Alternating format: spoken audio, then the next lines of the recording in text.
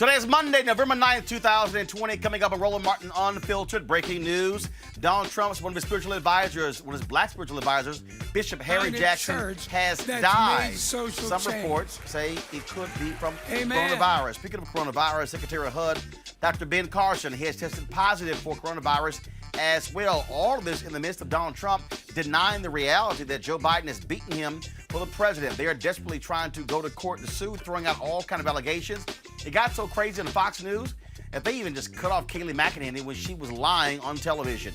We'll break it all down for you. Folks, Georgia, all eyes are on Georgia as they have two critical runoff positions for the United States Senate, John Ossoff, as well as Pastor Raphael Warnock. Eva Longoria had a lot to say about black women voters.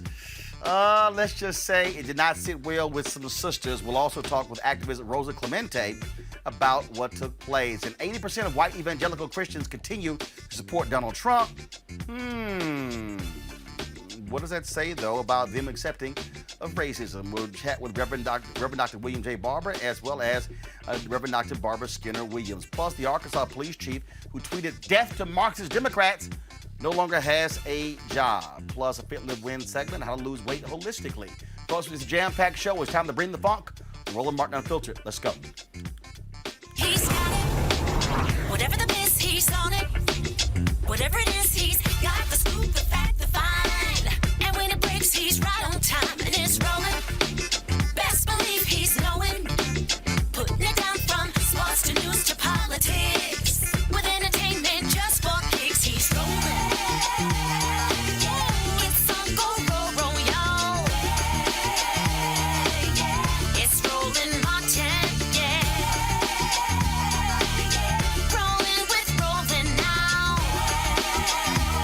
He's funky, he's fresh, he's real, the best, you know he's Roland Martin now.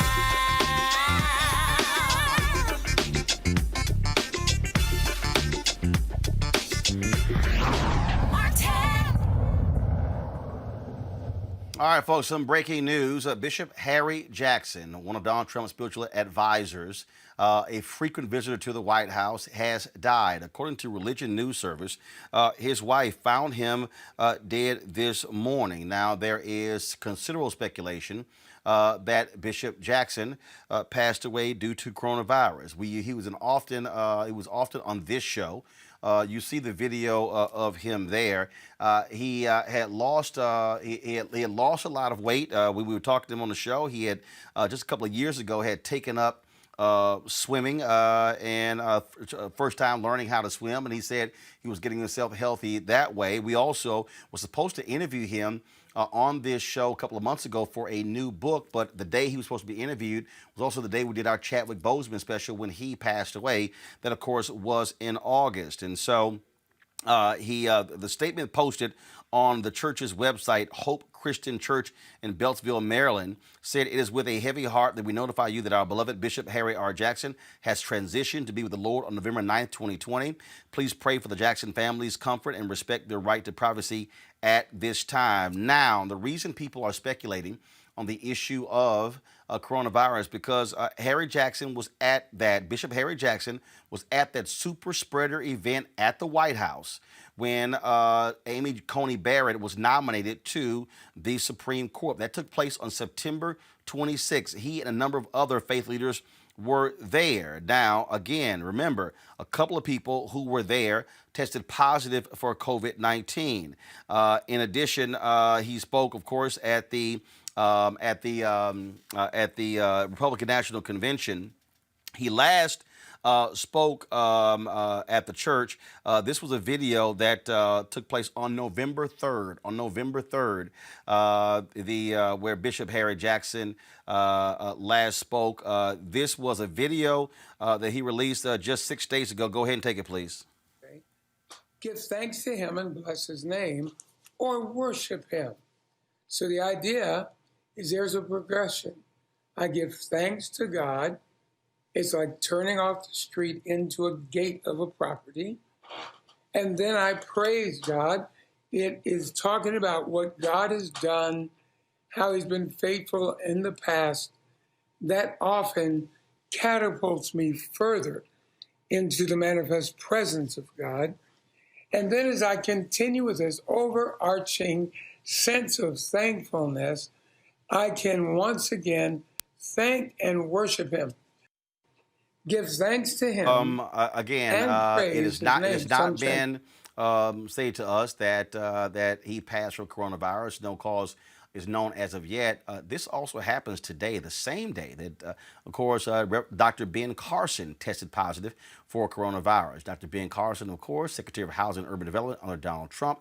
Just last week, Chief of Staff Mark Meadows tested positive for coronavirus. David Bossie, who is leading Trump's legal fight when it comes to the election, he also has tested positive. Carson was at the White House on Tuesday night, on election night, when Meadows was there walking around the White House, talking with others in and out of the Oval Office, even though he had tested positive for coronavirus.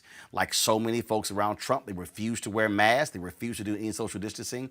And so we will certainly let you know once we get more details. So again, the breaking news, Bishop Harry Jackson, a prominent black conservative evangelicals, huge supporter of Donald Trump, dead today, found dead at their home by his wife. And so once we have more details, we'll be able to share those details with you.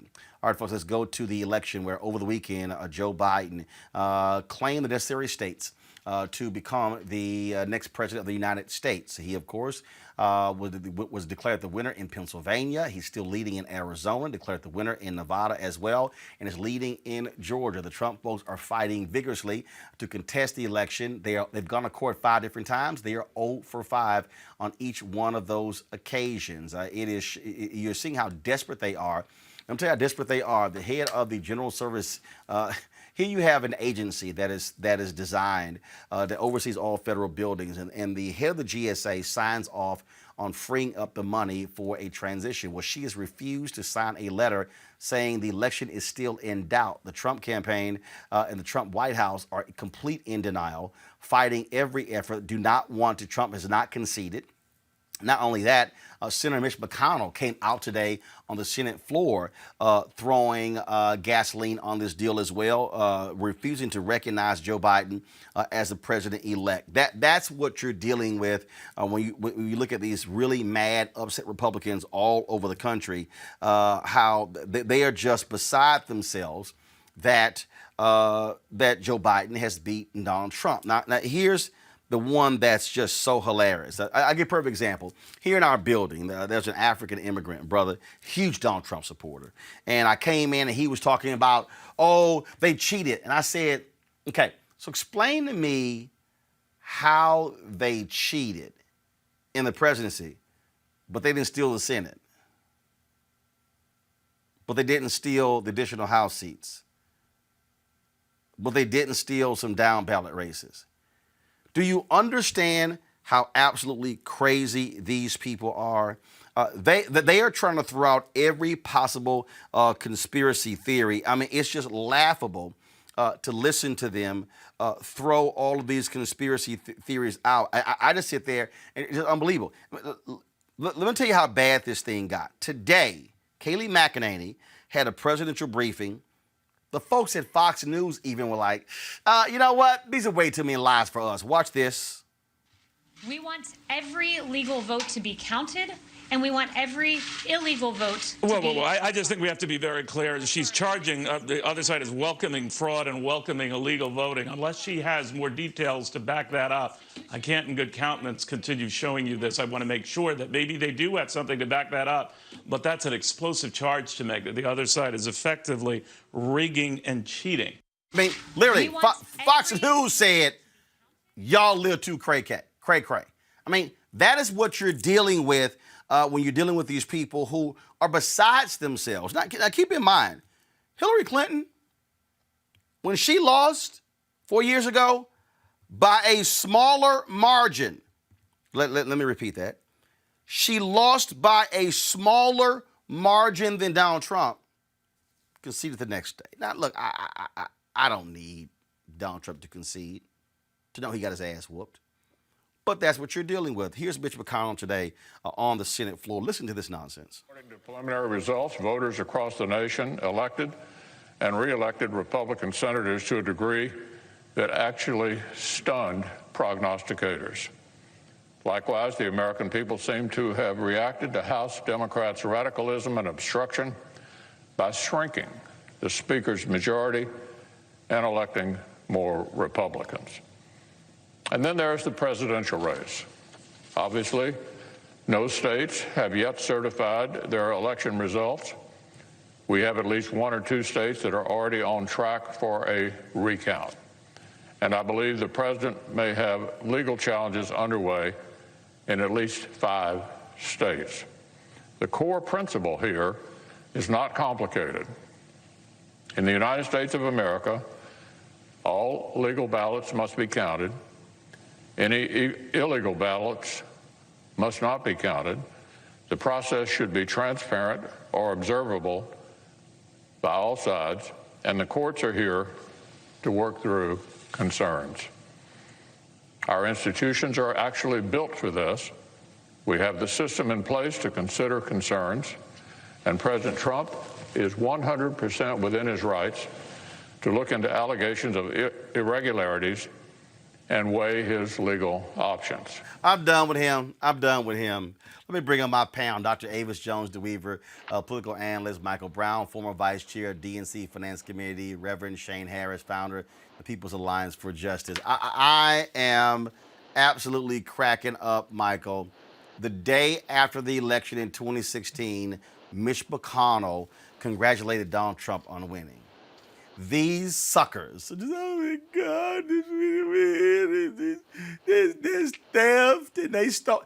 I mean, the allegations of theft are so hilarious. Now all of a sudden they're claiming a city worker in Detroit says that they saw them changing ballots and they were encouraging people to vote for Joe Biden.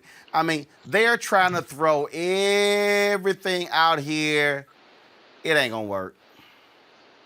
Well, it's the definition of sore losers, obviously, and it's unfortunate that they can't move past this. Whether it's a tough race like in the year 2000 with Gore Bush, clearly all of us, at least on this side of the aisle, were extremely upset.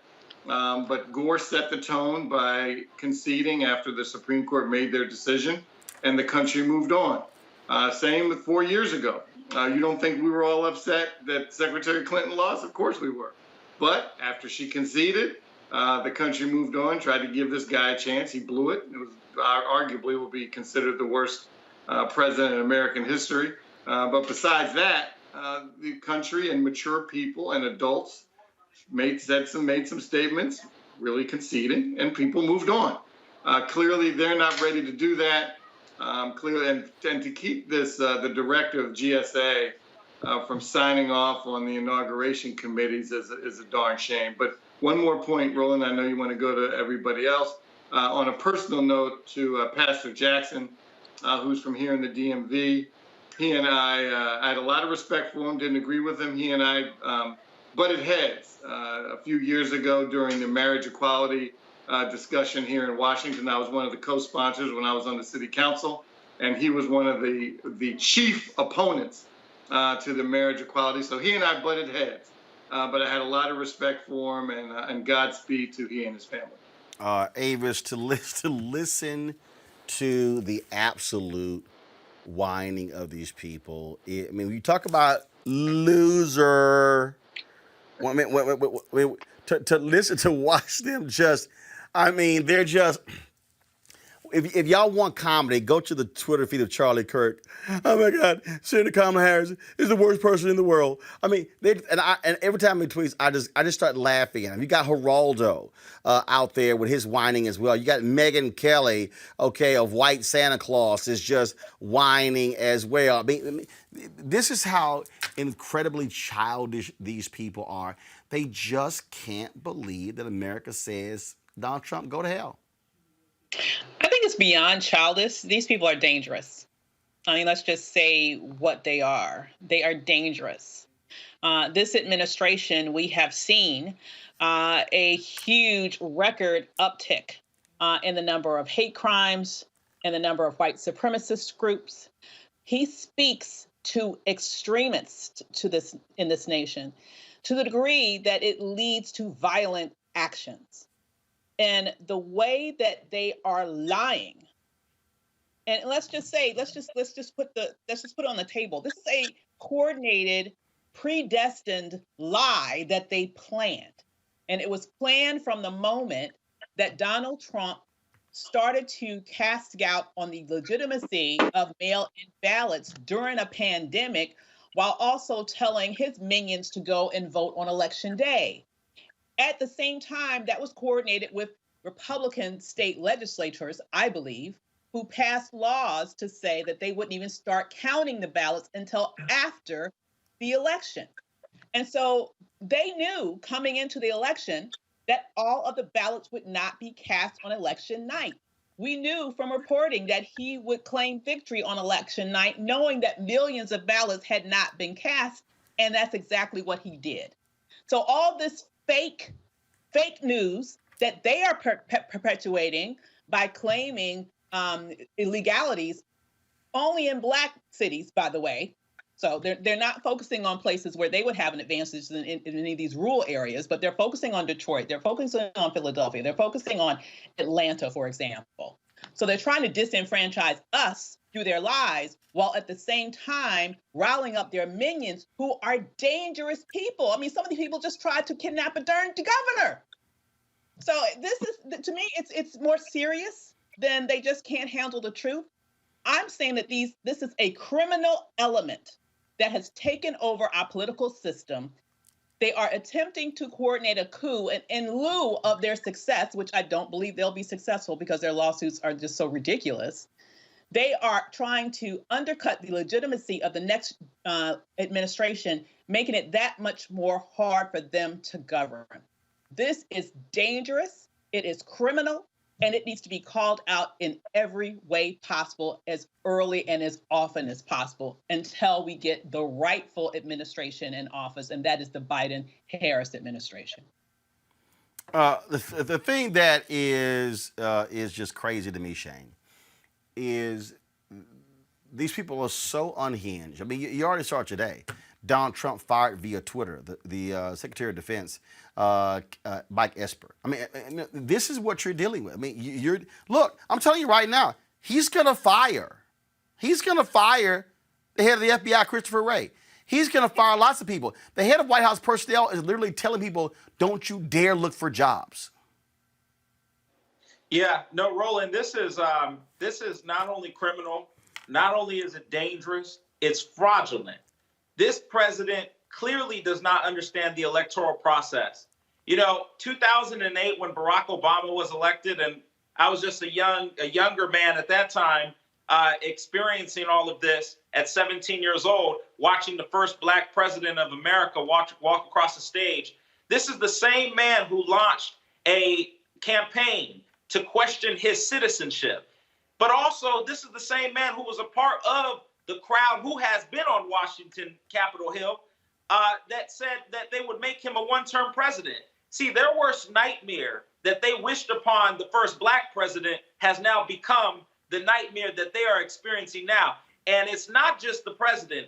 I am more concerned, as some of my colleagues on the panel said, about the dangerousness and the criminalization of this, because there are people who know the electoral process, like Mitch McConnell and others who are a part of all of this, who are pushing and egging the president on to fight this. It is incredible, Roland, that this president does not understand that he lost the electoral process on Tuesday. He lost the electoral process because he thought that when he told his voters, don't go vote via mail, just vote in person. What he realized is that he lost some of his voting block because everybody was not going out via person. Some people wanted to do mail ballots. He was telling his base, do not do mail-in ballots. And it's incredible now that he is now questioning the legitimacy and those standing behind him, which is even more concerning because these are people who understand the electoral process, that they would think that they're going to question the democratic process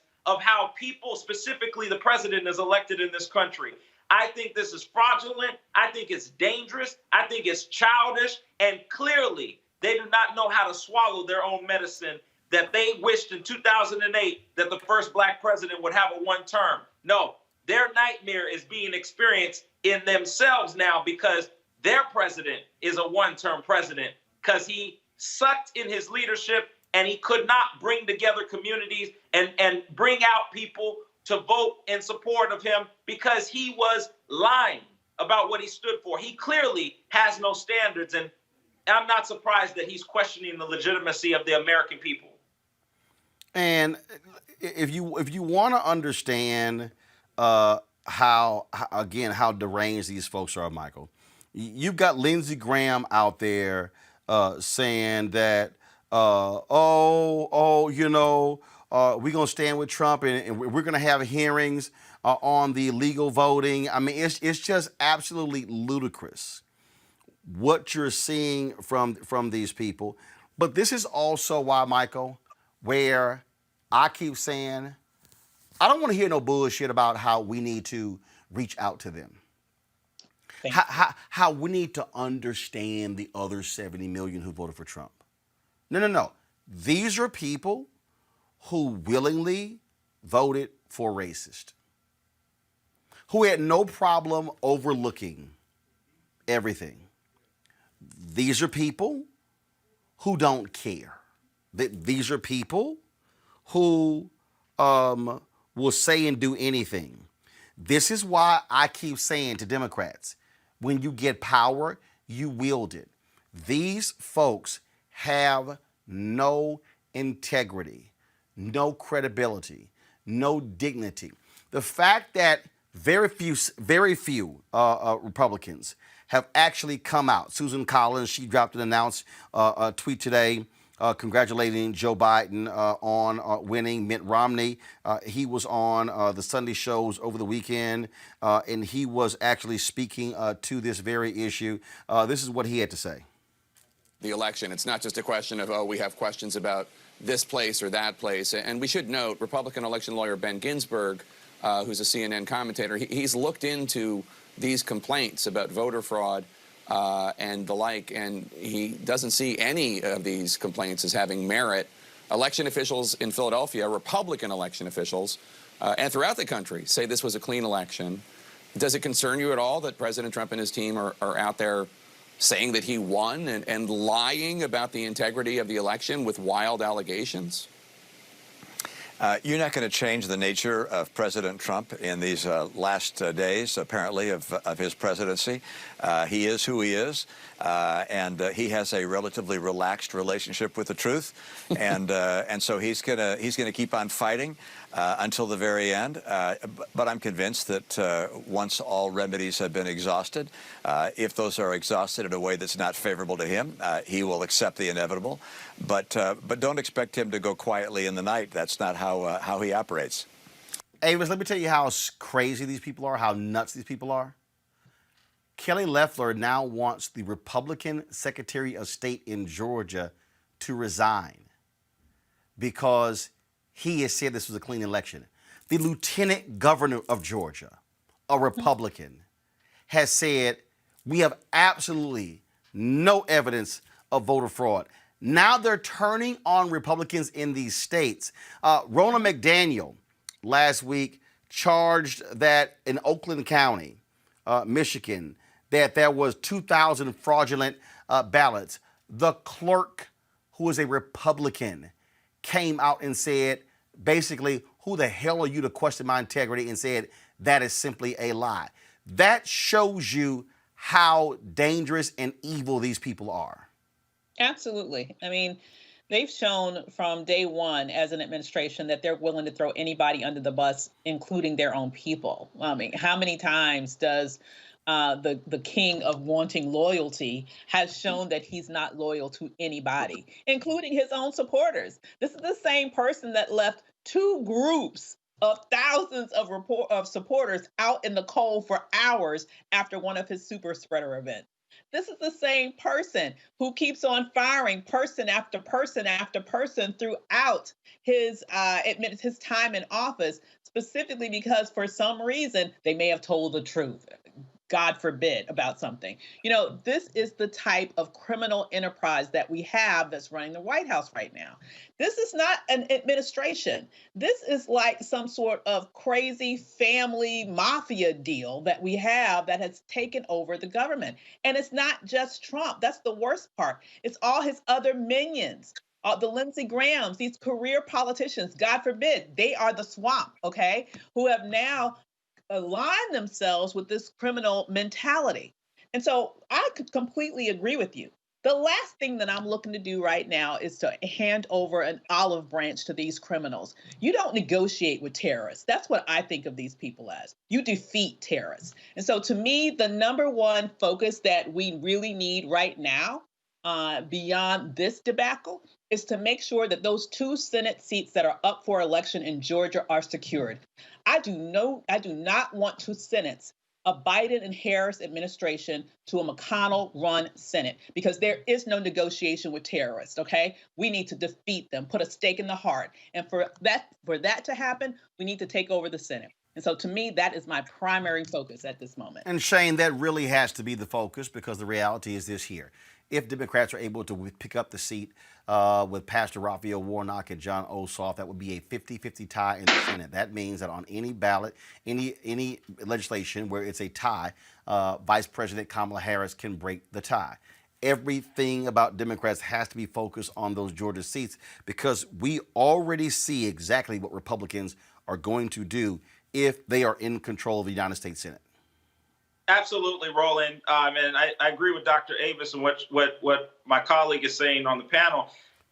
I agree that we need to focus on the Senate seats. I'm going down to Georgia following Thanksgiving to do some work with the Reverend Raphael Warnock campaign, and in return, I also support John Ossoff because I think that we need to flip those seats. It's incredibly important.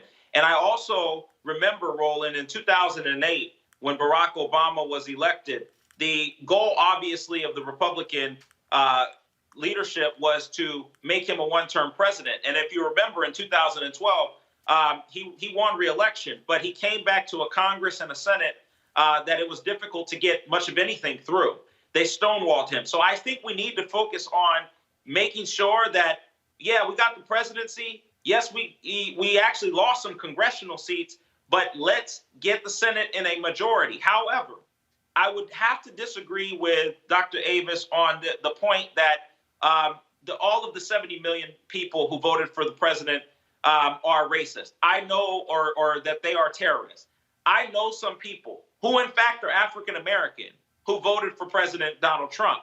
Now, whether it was out of ignorance or out of misunderstanding or not being clear about why they were voting for him, I do know some people who are good people who made a bad choice in the first time, in the first swing of the first election. And they didn't, make that choice this election, or some of them might have made that choice this election. But ultimately, these are good people that we should reach out to. And I do think that after we get the Senate, I do think that now we've got the presidency and we've got majority in the Congress, that we do need to focus on bringing civility back into this country. And one of the ways to do that is we have to demonstrate it. So we can't say we got control, now we're going to run you over like you did us. I don't think that... Hold on. Why not? Because here's the deal. Let's just be real clear here. Republicans ran the hell over Democrats to put 218 federal judges on the bench. They said, damn the rules, we're going to put Amy Coney Barrett on the Supreme Court. In fact, wait a minute. In fact, the rules of the Senate Judiciary Committee say you must have more than 2 Democrats present to vote out of committee. One was President Dick Durbin. They said, damn that, we voting anyway. So here's the deal. And this is the problem here. Democrats want to play nice by the rules. Republicans get power and say, damn the rules.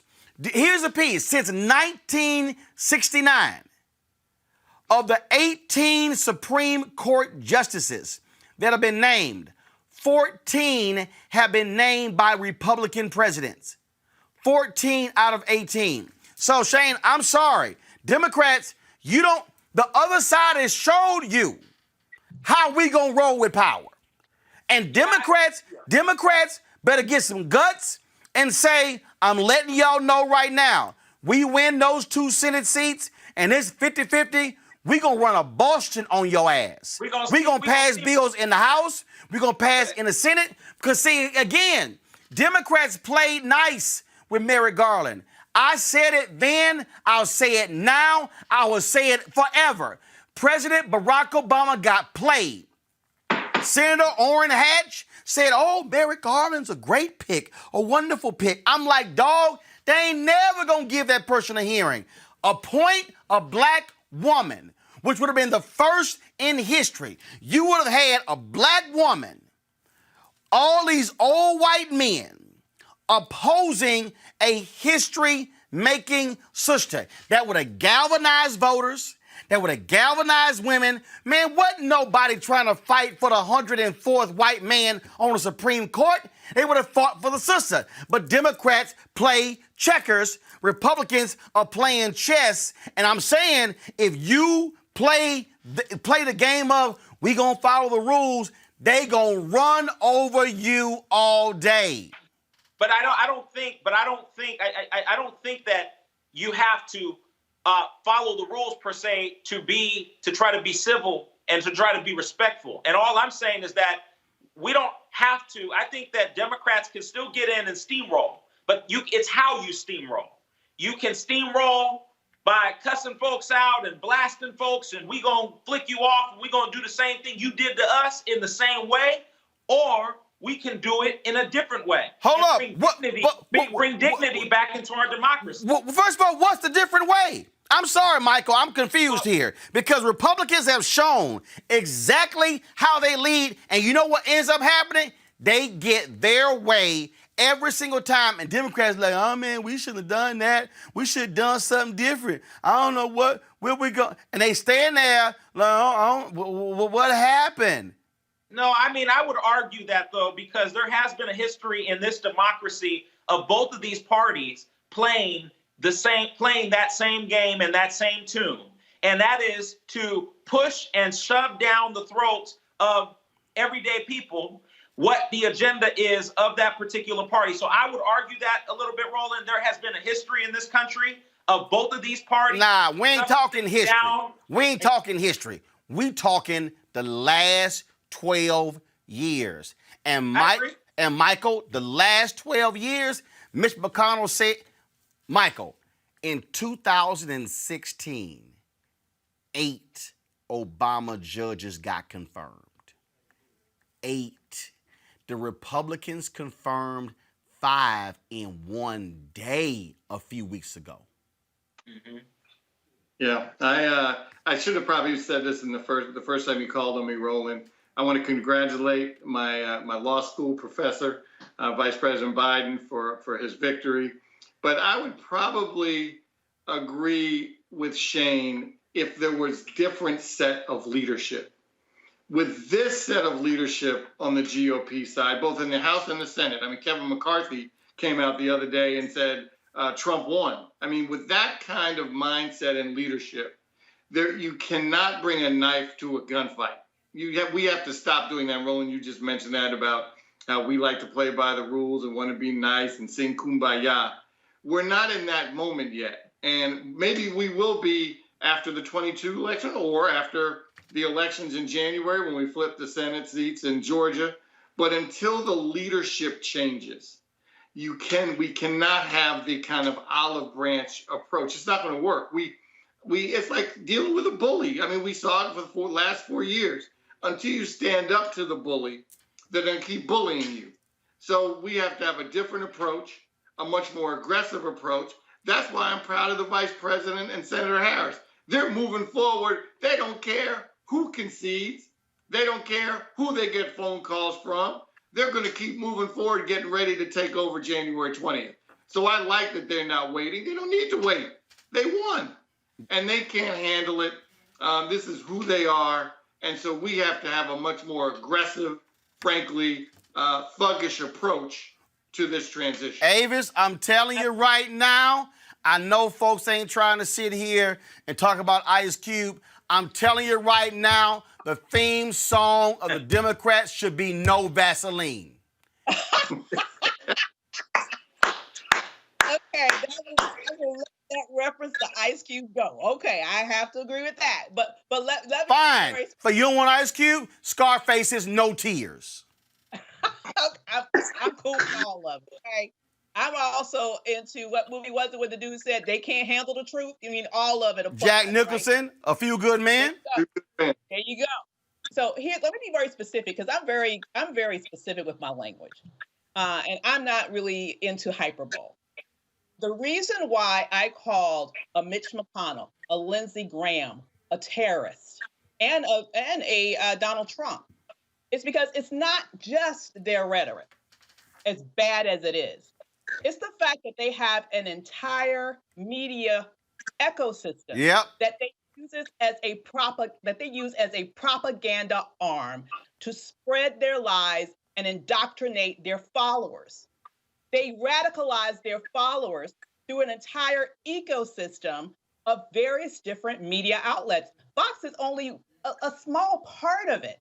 They have an entire media ecosystem, which includes radio shows, which includes digital shows, which includes all sorts of individual personalities on that right wing, the whole QAnon situation, where all they do is radicalize people 24 hours a day, 7 days a week, and prime their followers for violence, prime their followers to believe things that are not true, okay? And that's what creates a very dangerous situation.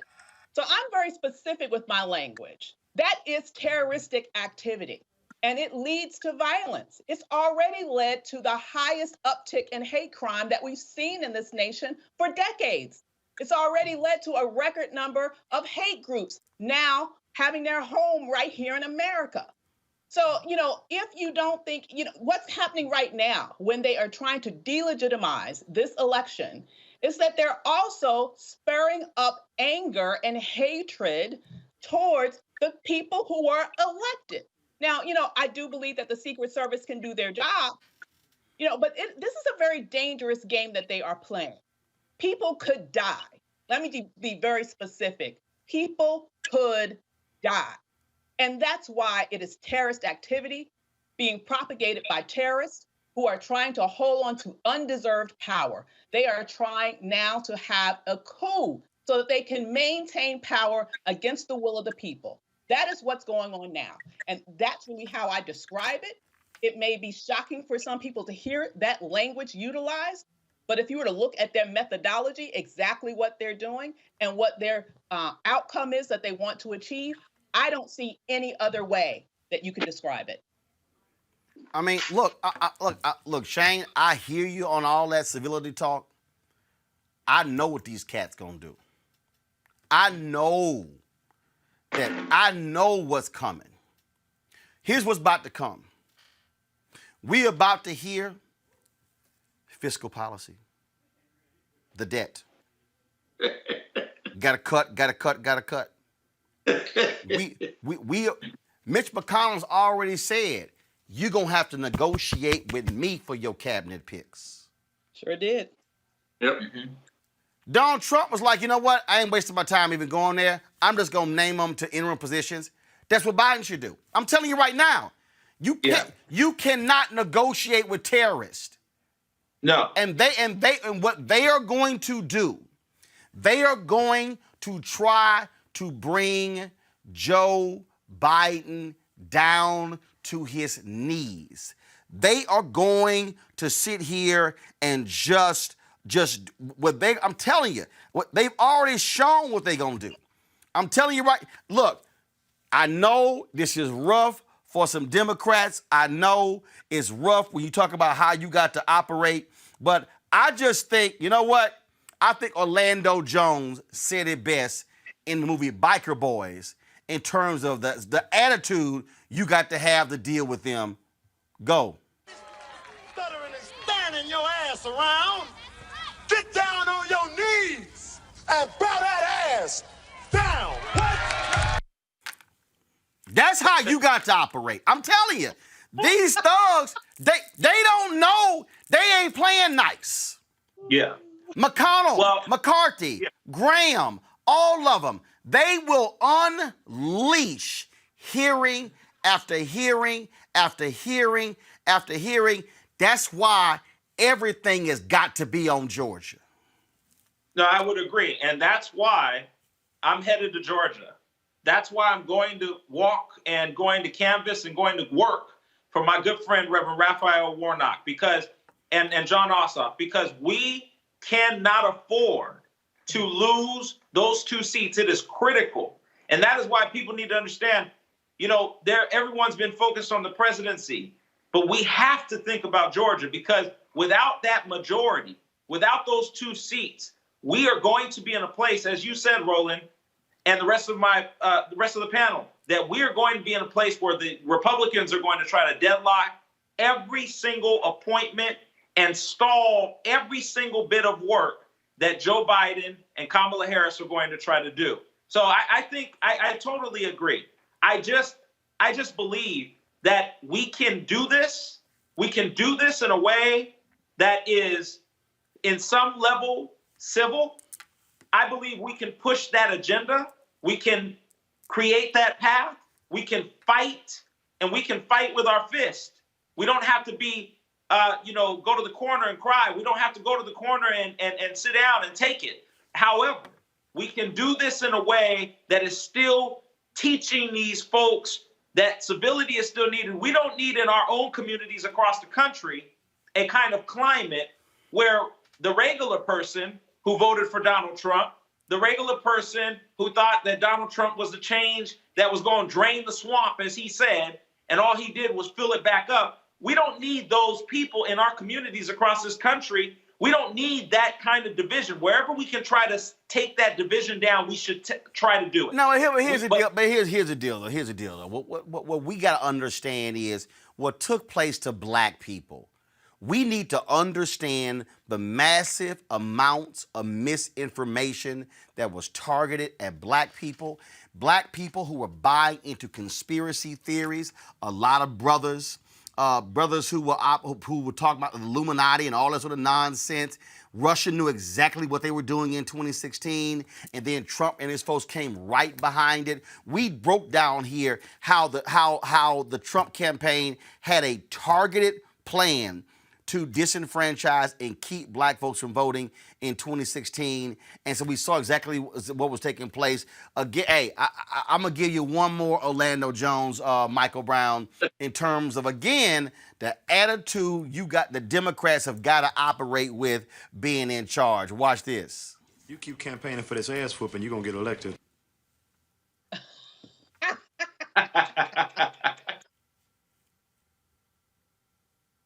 That's the only way you can roll, Michael. I'm telling you. This ain't the Senate 20 years ago. This ain't Joe Biden and John McCain can oppose each other on the floor and then go out for dinner and it's all good. This is not the day when they used to have families to get together and they disagree with each other. No. I did it in 2017. I said this means war. And what these people, what the Republican Party wants to do, they want to solidify the federal bench for the next 50 to 100 years. They are focusing on a cultural battle. We're going to play you the video a little bit later. We discuss the evangelicals, the crying and the whining and the wailing that you see here. Because, see, it stopped their progress. And Mitch McConnell, I'm telling you, Michael, I'm going to call it right now. Mitch McConnell will block everything for the next 4 years, waiting for a Republican president. That's how they going to roll. I agree. And we were on a call the other day and talking about how, wondering if, maybe it's a good idea and Vice President Biden or President-elect Biden will have a good relationship with McConnell. They'll be able to do things together, whether it's infrastructure or things that really impact both red and blue states.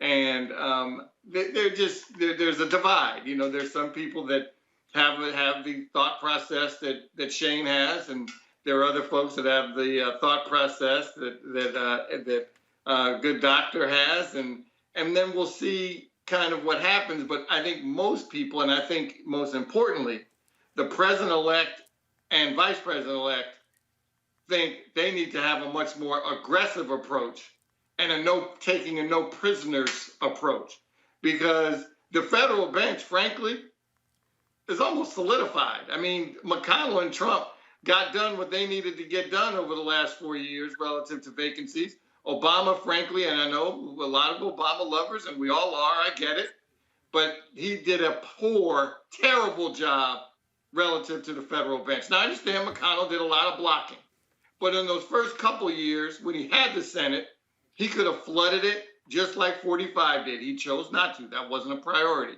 And we're getting hit with that. Now, and that's the past. Talking about now, present, and the future, so I want Vice President Harris and President-elect President-elect Biden to come to the table and say, look, McConnell is not a friend. He is not going to be helpful. So we have to legislate hard.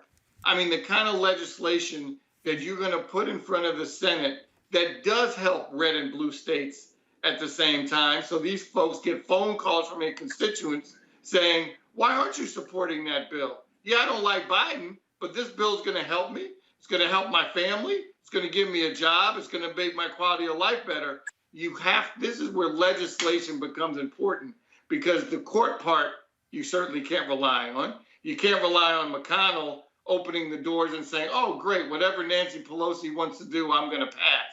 So we have to have strong legislation that impacts folks, whether you're in a red state or a blue state. All right, folks, let's talk about this here. We've talked about the power of black women, also the fact that the two highest voting groups in this election were black women and black men. 91% of black women voted for Donald Trump. 80% of black men, 91% of black women voted for Joe Biden against Donald Trump.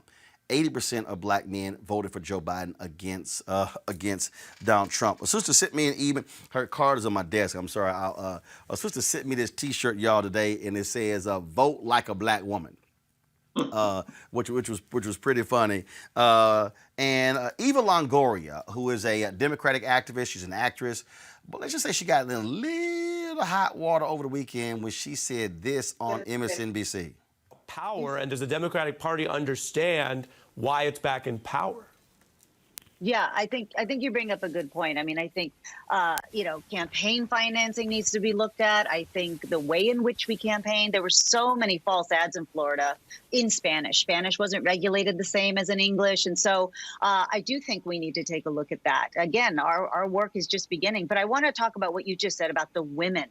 The women of color showed up in big ways. Of course, you saw in Georgia what black women have done, but the Latina women were the real heroines here, beating men in turnout in every state and voting for Biden-Harris at an average rate close to 3-1. And that wasn't surprising to us. Latinos are the CEOs of the households. They make all the financial decisions and healthcare decisions and educational decisions. Many Latinas are small business owners, and they wanted a plan for recovery for themselves, not for Wall Street. And so Trump's policies were never aimed at the struggling Latina community. And, if you look at voter suppression on top of that, how Latinas showed up, even through the closing of polling places and the shutting down of drop-off sites, the new voter ID laws and long lines and driving 30 miles and all of that.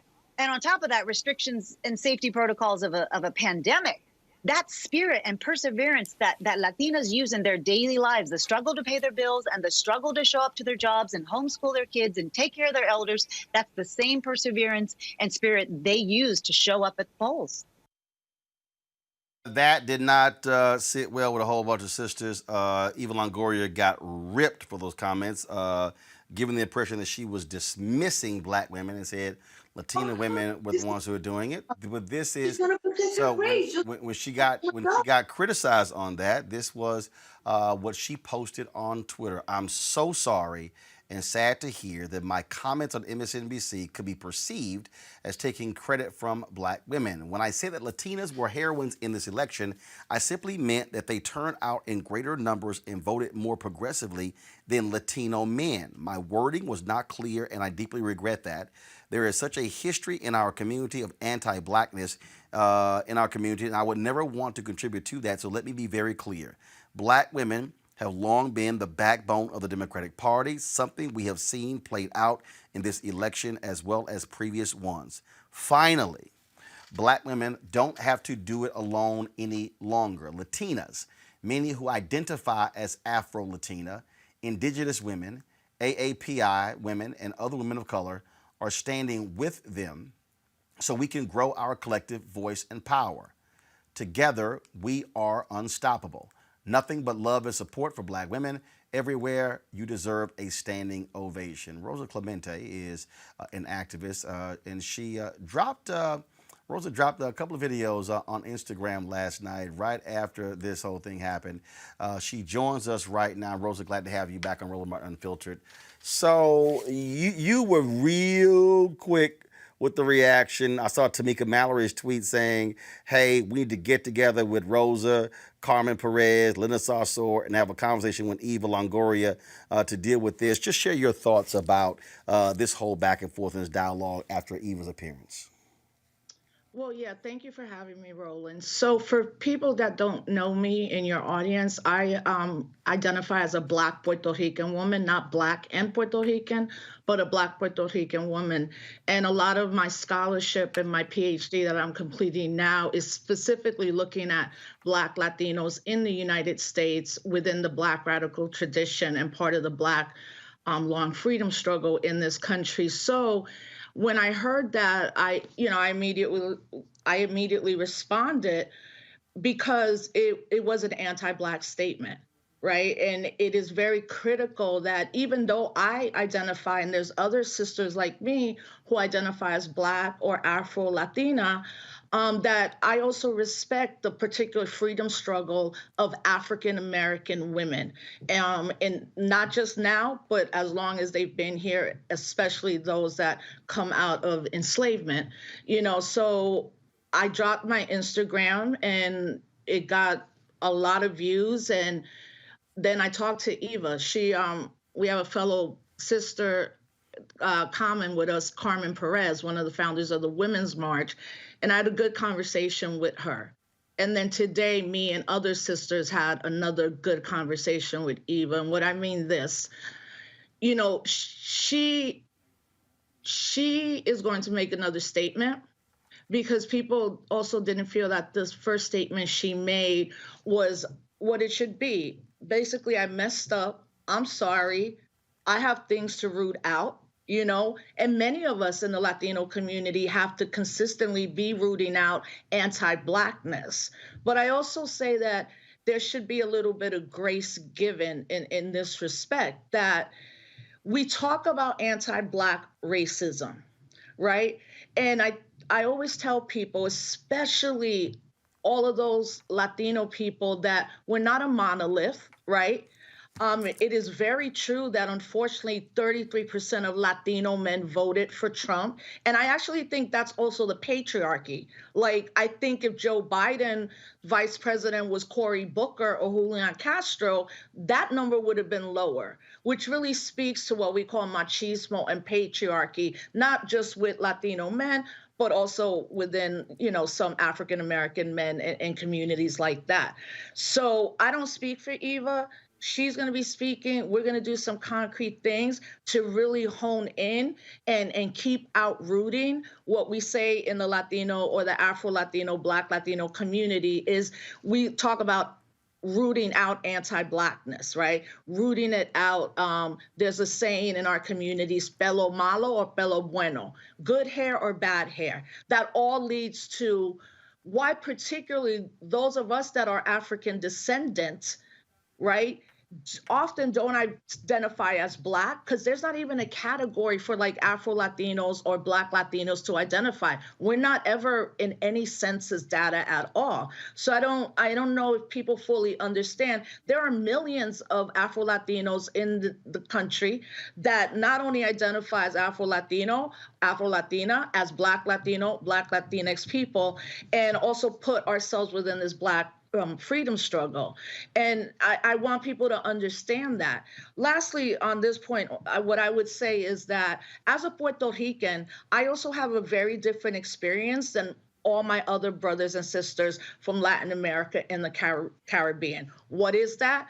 Like our African American brothers and sisters in this country and non-binary folks, we are American citizens. So the relationship with Puerto Ricans and African Americans has always been one of solidarity. And in fact, if we really look at social justice movements in general, you're never not going to see African people with African Americans, Haitians, Cubans, Puerto Ricans representing. And I think why this comment was also wrong and anti-Black was that already progressive, but particularly African-American women, people already trying to erase that the fact that once again, it is African-American women that delivered this win. It is African-American women that helped push out this fascist.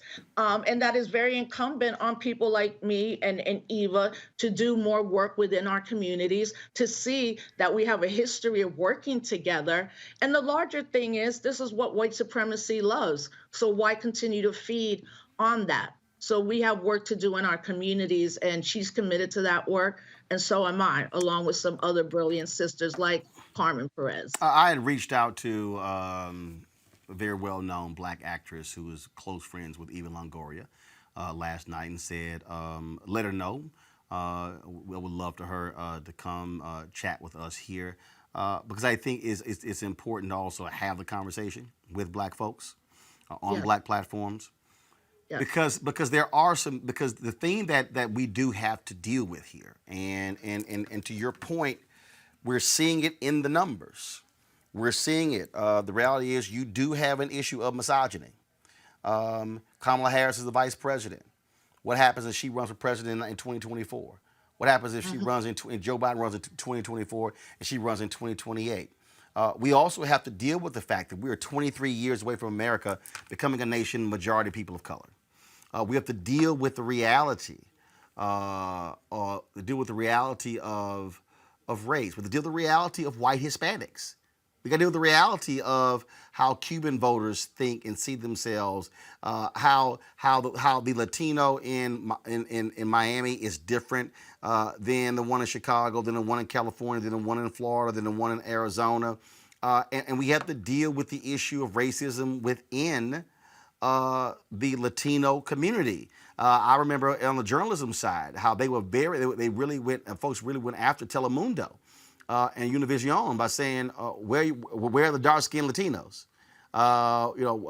Where are they? And so these are issues that have to play out. And I remember back in 2004, I think, when Kwesi Mfume was president of the NAACP, and he went to LULAC. And he was saying then, look, we are going to have to if we're going to be the two largest minority groups in this country, we're going to have to establish relationships to better understand each other, to use our power together, as opposed to pretty much aligning with white Americans to further disenfranchise people of color. Yeah, and you know what? On the Florida thing, I pushed back heavy on that. First of all, 3% of those people, Latinos, voted in Florida for Biden, right, for Trump.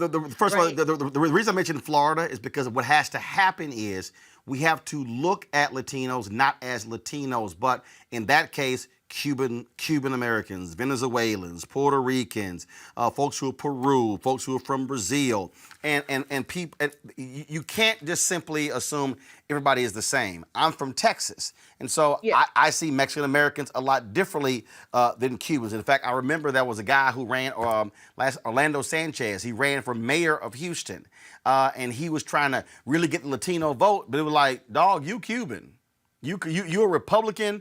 You're a Cuban American who's Republican.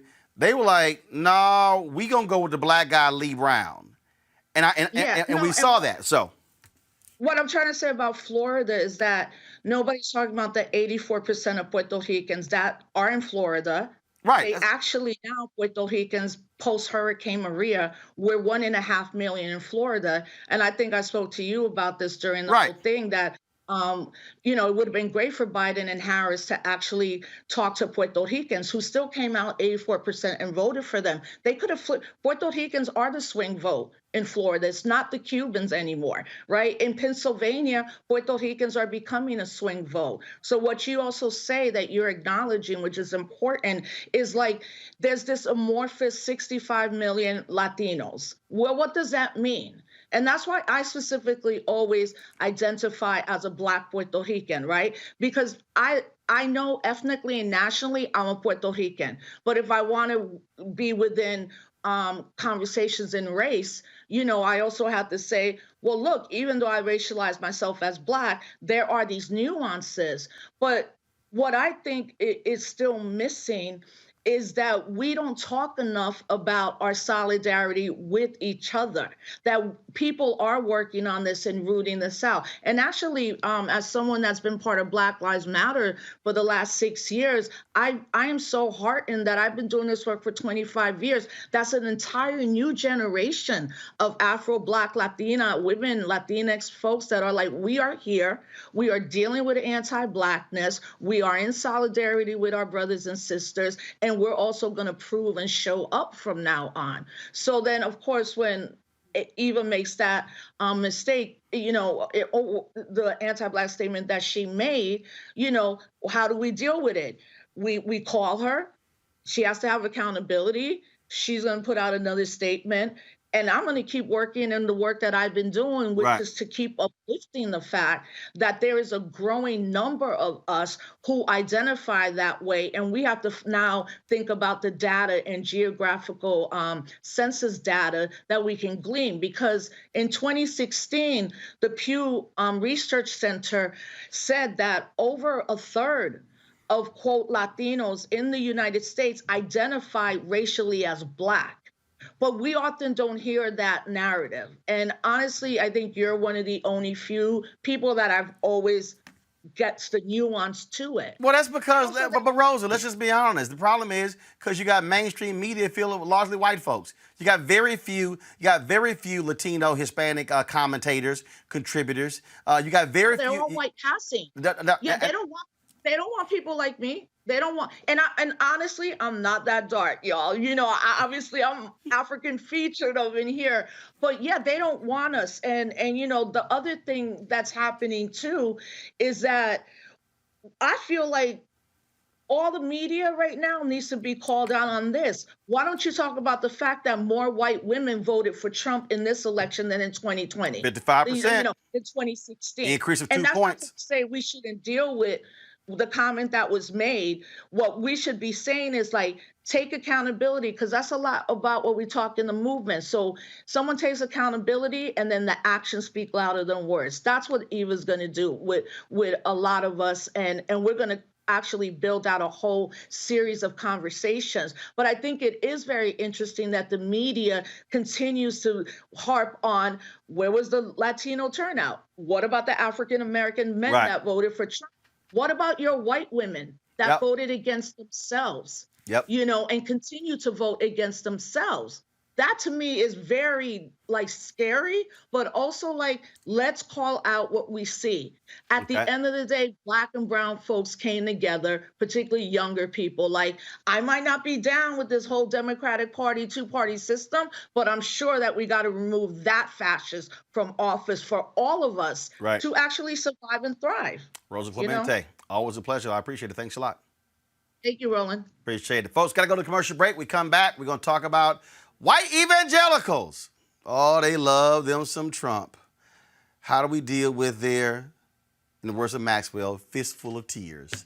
That's next on Roland Martin Unfiltered. You cannot fulfill your life if you're not willing to engage in the tactics and strategies that makes your own life grow and helps you to build the community in which you want to live. Voting is a singular method for a people locally and regionally to govern themselves.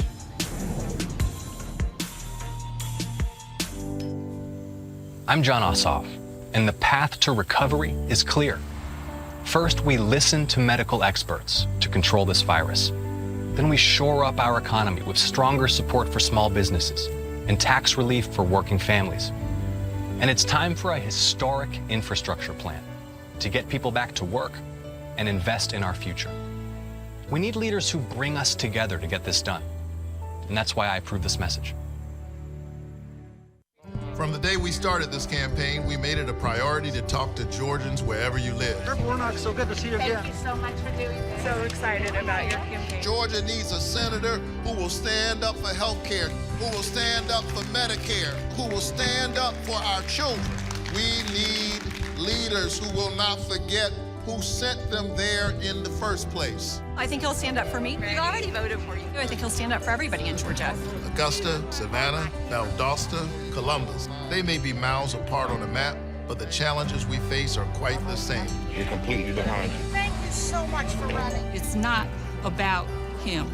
It's all about the people. If you elect me the next United States Senator from the state of Georgia, your agenda will be my agenda. Raphael Warnock will practice what he preaches. We're not getting that now. I'm Raphael Warnock, and I approve this message. Hey, well, I'm going to work hard for you, all right? There are a lot of folks out here who don't want you to vote. And they're doing everything to keep you from voting because they don't want you to have power. They don't want you to have the money. They don't want you to have the resources to have a decent quality of life. And those are some of the people who are living in the best styles with the most money in this country. So if you don't want to have them continue to tell you what you can have, you better get out here and vote.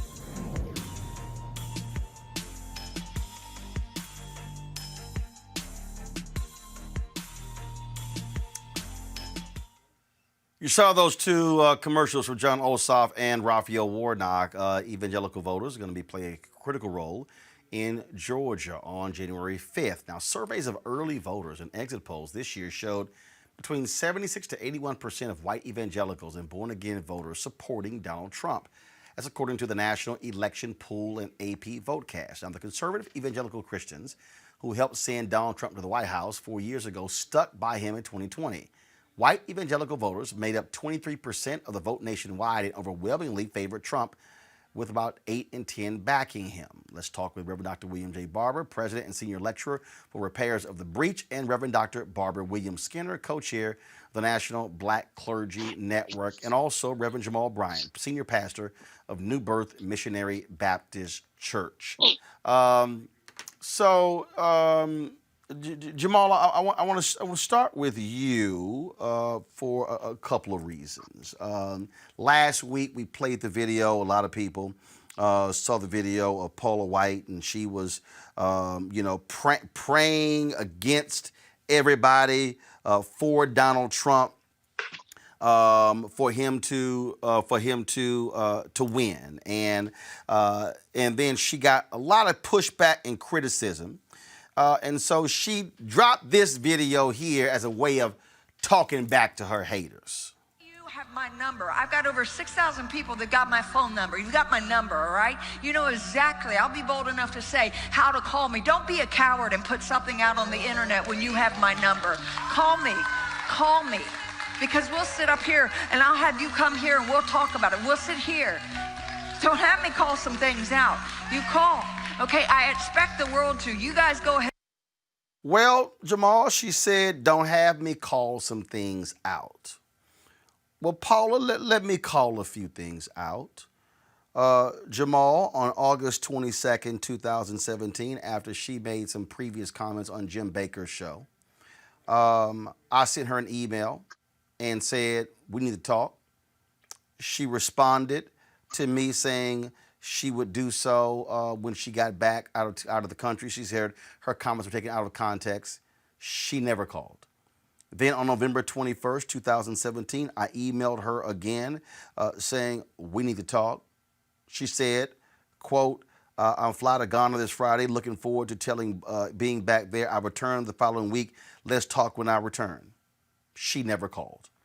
On October 15th, 2018, at 1:15 p.m., I sent her another email saying, we need to talk, saying it has been a year since I last emailed you. She never responded. I've emailed her, I have texted her, I've called her. I know for a fact that Reverend Dr. William J. Barber has has asked to, and made it clear he would happily debate the likes of Franklin Graham and Jerry Falwell Jr. and others. They refused to debate. In fact, Jerry Falwell Jr. ordered, when he was running Liberty, ordered the police, if Reverend Barber or anybody from his group who was in Lynchburg stepped foot on the campus, to arrest them. These white evangelicals don't really want to have a dialogue with us, Pastor Jamal Bryant. They care about two things. They care about abortion, and they care about getting rid of all gay folk. Well, you've got several problems layered, Roland. First, let me thank you for being consistent in raising your voice for us. But you've got two issues here for evangelicals who claim to be pro-life for Black babies, but they're not pro-life for grown Black people. So the evangelicals went completely mute around George Floyd, around Breonna Taylor, around Trayvon Martin, Sandra Bland, Freddie Gray. They're not really pro-life. It is only at the place of those who like baby Jesus, as long as he's in a manger. But they don't like grown Jesus when he starts kicking over tables. The second issue, different from Franklin Graham with Paula White, Roland, is the Black church made her. And so there's blood dripping on our hands because we put her on stages, platforms, and programs where we never push sisters with stellar gift, capacity, skill, and credentials, but we let her float through. Now it's what Malcolm X calls the chickens are coming home to roost. And I think that last Pandora's box that opened was her calling in for African angels to support Donald Trump, when she forgot that that was the same land that he cursed as whole nations. And so I responded to that video you just posted, saying, let's have a dialogue, asking, in fact, without knowing the information you just shared, for you to be the moderator. But the Black church has got to have a real come to Jesus meeting about what we promote and understanding what is the slave Americanized religion that has so many of our people sitting in the balcony, but they're not allowed in the finance room. Dr. Barbara Skinner, this was the video that took place yesterday at Kenneth Copeland's church in Fort Worth. Watch this. The media said what? The media said Joe Biden's president. Ha ha ha ha ha ha ha ha ha ha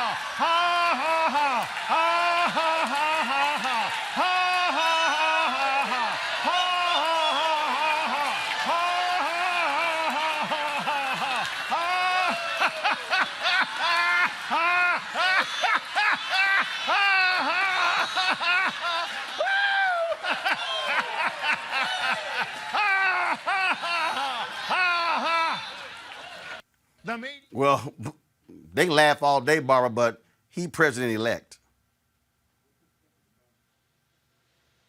Barbara? Barbara, can you hear me? Barbara, can you hear me? Guys, Barbara, can you hear me?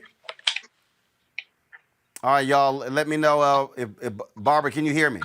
I can hear you. All right, so Kenneth Copeland finds this ought to be humorous. What's funny right now? People are hurting. What's funny right now? Racism is still alive and well in America. What is so funny? Well, that's the whole point. And for them, they think this is a big joke. Well, you know, white evangelicals, Roland, were on the wrong side of slavery. They were on the wrong side of the civil rights movement. They were on the wrong side of the racial reckoning after Breonna Taylor and George Floyd, and they're on the wrong side right now. They have this mirage about white supremacy and the good old days remaining forever, even though we're just decades away from there being absolutely no majority race. It's going to blow their minds when they get to that point, when they're no longer a majority. But they are hanging on by the thread with Donald Trump as their defense against a multiracial America and democracy and the good old days where white people control. That day is gone. It's going. And it's not even Christian. It's not even Christ-like what they have supported. They basically have lost their credibility, spiritual credibility. They may have lost their spiritual credibility, Reverend Barber, but the reality is they still form a potent force, if you will, when it comes to the voting booth. And in fact, Reverend Barber, Pastor Rudy McKissick posted this video on his Instagram page, and I just found it to be very interesting. Reverend Barber, to listen to the reaction of white evangelicals to Biden-Harris winning. Father, we praise you tonight. We humble ourselves tonight, Lord God. We ask you in Jesus' name, Father, that you'd forgive us as a people. Almighty God, please. God, you are pro-life. And one man is, and one man is not. Would you be pro-life for us? Jesus, Lord, one man is for Israel, one is not. You are for Israel.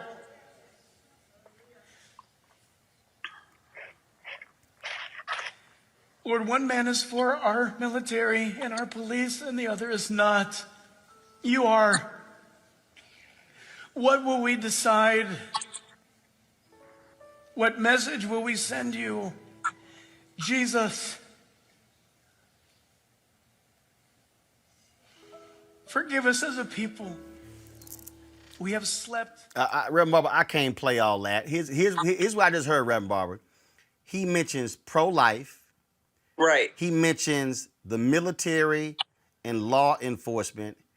He mentions Israel. He does not mention the Palestinian people.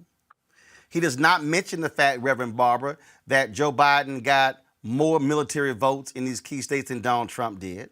Absolutely. To Jamal's point, he ain't talking about the issue of the death penalty of folks who've been shot by cops. And he sure as heck, and all that crying and whining, did not say nothing about the poor, Reverend Barber.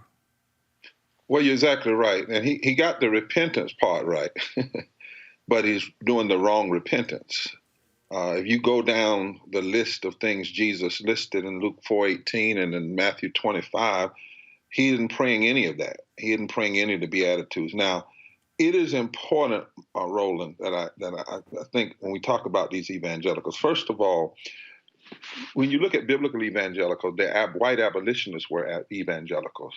The social gospel movement was evangelical.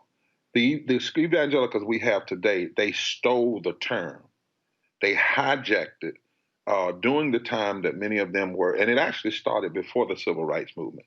It started during the New Deal, and there's a book on this called The Purchasing of the American Pulpit by Kevin Cruz out of Princeton. And they actually, the corporate business world, the Chamber of Commerce, decided that they did not have the ability to shape the moral consciousness. They were upset that the social gospel was so deep in the churches.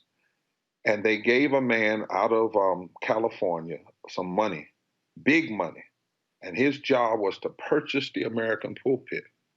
And inside of 10 years, he had something like 19,000.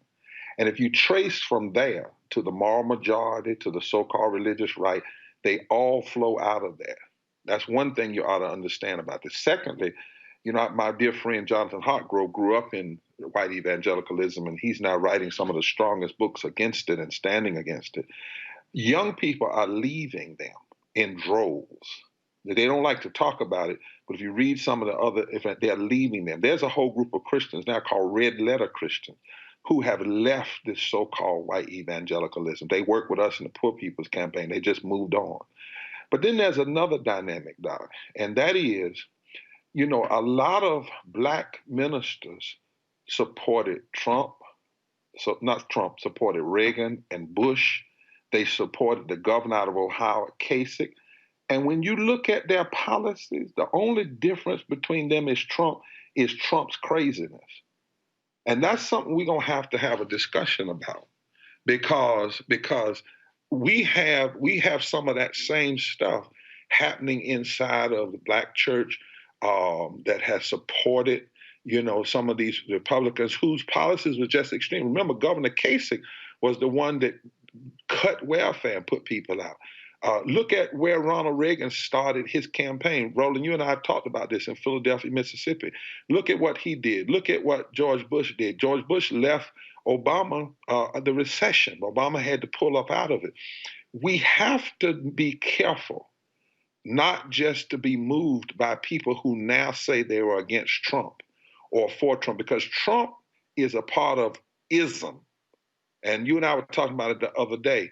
There was a decision made in 1968 by Pat Buchanan, Kevin Phillips, and some so-called white evangelicals to split the country in half for political purposes.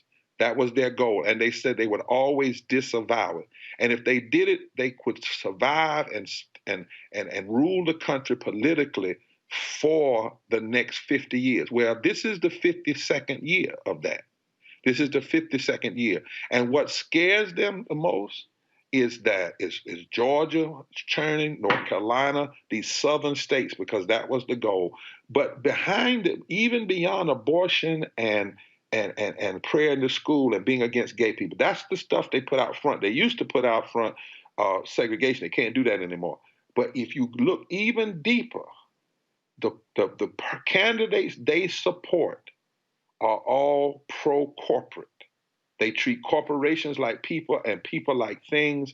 Every one of the judges that they put on the bench vote 90 and 98% in favor of corporation. What we have here, Roland, and I'm through, is what Ezekiel talked about in Ezekiel 22, when it talked about how the prophet, the priest, and the greedy had hooked up together, the love of money. So all that crying you just saw him doing, if you check who really is behind him, his backers, where they really are, all of these folk, it traces to the Dallas Business Club, that group of oil leaders and folk like that have put enormous amounts of resources into creating the illusion, because what they want is the white evangelical vote to go toward candidates who, when they get elected, they will primarily support corporate interests and support voting laws that suppress Black, brown, and indigenous votes. That's what's really going on behind. It's deceptive, and you got to get up under it. And Jamal, what has to happen is we have to be willing to challenge them as vigorously as possible. I know some Black folks who say, oh, this is about religious liberty and churches should be able to take federal funds and hire who they want to hire. And look, there are a number of Black churches that are very much pro-life, that believe in a marriage between a man and a woman, but they also say, but I can't get with your racism. I can't get with how you're treating children on the border. I can't get with it's good people on both sides. And to me, this is the moment where the Black church has to frankly throw down against the likes of Franklin Graham and Ralph Reed and Tony Perkins and Paula White and say, no, we've drawn a line. Either you truly with Jesus or, as Reverend Barber said, you with corporate America. Jamal? Yes. Go ahead. I'm sorry, yes. I think that is why, in part, it is so critical that we underscore the significance of Reverend Raphael Warnock going to Senate. It shows the Black church in marketplace holding and underscoring our values and principles that are not for sale. That underrated activist Hosea Williams said, we're unbought and we're unbossed. And so isn't it critical that all of America's power structure comes back to a Black pastor? And I latched that on to the history lesson that Reverend Barber just gave us, is that the Black church can't be for sale in this hour. is that we've got to realize that there is so much swinging in the pendulum, and that's why all eyes are going to be on Georgia. And let it not be lost on us that Reverend Raphael Warnock pastors from the sanctuary of Martin Luther King Jr. There's so many historical tropes connected to that that are symbolic of the changing of the guard, the shifting of the paradigm, and the fulfillment of the dream. And so here in Georgia, I'm excited about us turning the page on one chapter and shutting a book on another one, that the real church is going to have to show itself. Because what we have seen is while Trump has lost the election, a lot of evangelicals are losing their mind, they're losing their place, and they're losing their theological footing. Barbara, you have been battling these folks for quite some time, and the reality is this here. Franklin Graham often questioned whether Barack Obama was a Christian. Yet he's excused the cheating behavior of Donald Trump. We've watched these people who always are talking morality and principles and morals and values and ethics completely throw that out the window for Donald Trump. Barbara, go right ahead. We're talking about supporting the empire versus supporting the kingdom. That's what Reverend Dr. Barber was just talking about. That the black church really threw down in Milwaukee and Detroit and Philadelphia and Atlanta for justice, for, righteousness for the poor. They didn't fall for the okie doke of 8 months, 9 months in the womb, of pro-life. That's not pro-life. They didn't fall for the okie doke of, of righteous living when you support a president who's the most scandalous, immoral ever. So I'm proud of the black church, and I'm hearing Dr. Jamal say the same thing, that we have an opportunity in Georgia to lift up the very best of the black church and not get into bed with white evangelicals as though they are for us. They are not for us. They are not committed. They got what they wanted. They got 200 lifetime appointments on the federal bench, not for, that were anti-civil rights. Yeah. They got that. They got 3 justices who will take out health care for black people and brown people and poor white people during a pandemic. They are not in the same league with us. Now, should we build bridges? Of course, we're called to do that. But we need to be clear about the differences right now. They would look at the vote. 70% of them have no problem. Racism is not a deal breaker for them. Injustice is not a deal breaker. Caging brown children that's not Jesus. That's none of the gospel. So what Bible are they reading? To me, they have become just another political band. Well, first of all, they lost all moral authority. Well, they are, and so this is the final comment on Jamal that you have to go. But Reverend Barber, what are the marching orders? What you heard, what Barber just said there. For instance, Ralph Reed has his Faith in Freedom conference every year. Very little discussion about faith, more about Republican policies.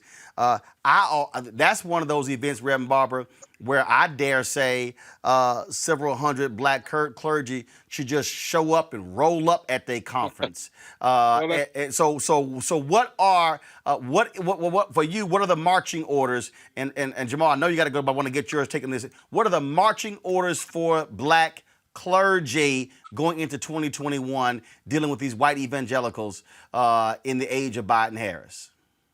Well, all politics is local. Can you hear me?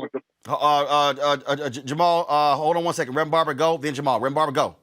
Quickly, first we got to start, as Reverend Bryant said, in 2020. We have to have a massive move of the black church. And I want to keep saying, we've got to reach, we understand this evangelicalism is they stole the term. We got to find those folk, and they're there, that we can organize with, who are white, but who are pro-justice, pro-Jesus. We got to move with them. We got to have a massive turnout. And we have to have a focus on the poor. Let me just give you a quick stat. We just found out from PBS that poor and low wealth people voted overwhelmingly for Biden-Harris. That's a fact. We also know that there are 62 million poor and low wealth voters. The majority, that's a third of the voting population. In Georgia, you have millions of poor and low wealth folk. In North Carolina, all over the South, a third of all poor people live in the South. We have to mobilize that base. That's the base Jesus went after.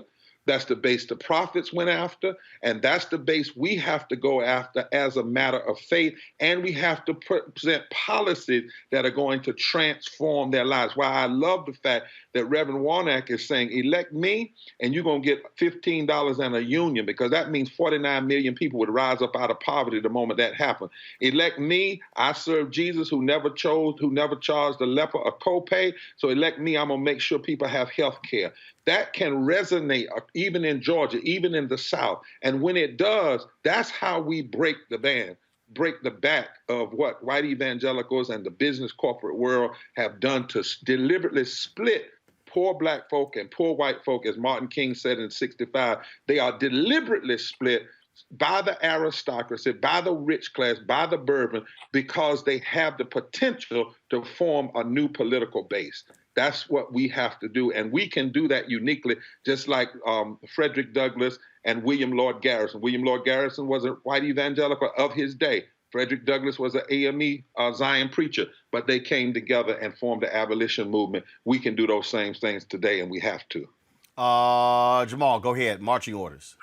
Yes, all politics is local, and so from here until January 5th, every cousin, neighbor, fraternity, whoever it is that you know in Georgia, call that pastor. We are really getting ready to lower in the boom for every church to be galvanized and mobilized. The Republican Party is banking on the fact that African Americans don't show up in runoff elections. And so we've got to do something here in Georgia. They're bringing all kinds of funds and strategies here to Georgia, and the Black church has to have a strategy. In the incoming days, I'm calling the heads of the denominations that are residential here to roll out that strategy. But I'm asking those of you who are watching around the country, push those pastors in Georgia so that they'll be held accountable. Barbara, real quick, marching orders. Get Warnock in the Senate to send a message that Black people are serious about their vote, no matter how much you suppress it.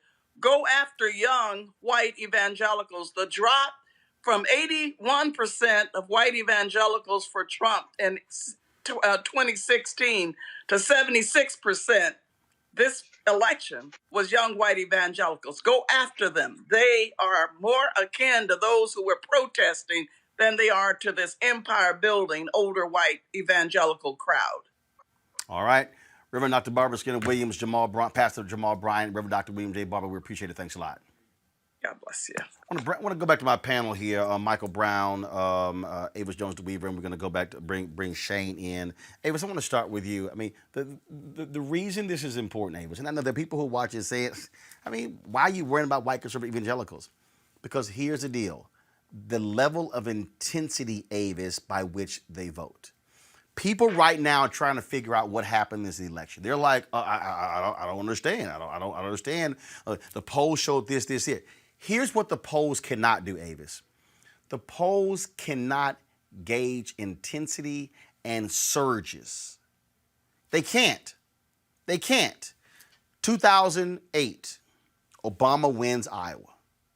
The polls show him ahead in New Hampshire.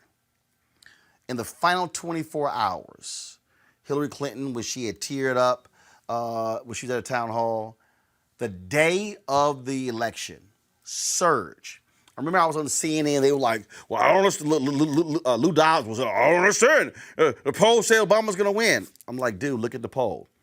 He got the number the poll said, but the poll couldn't touch the surge. That's what you're dealing with here. And so we have to understand, you have to counter that surge with our own surge. Audio. Can't hear you. Sorry. There you go. My bad. All right. That's exactly right. That's what makes the Black vote so powerful as a counterbalance, because you do have that excitement, that loyalty, that ability to surge with that strong voting bloc. That's the voting bloc of the right that is extremely loyal, extremely passionate, and they're coming out no matter what.